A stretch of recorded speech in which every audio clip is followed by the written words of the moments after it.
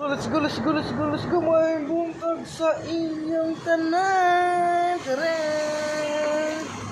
So, ayan na guys, may result na ako. At meron na akong resulta kung sinong nanalo. Ayan na, panalo na naman ako guys. So, anong sinasabi nila? Bagsak ang presyo ang bigas.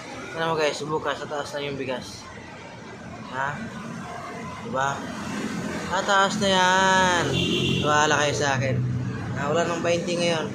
Kasi dahil natalo yung muna ko, talo yung mga mayor ko,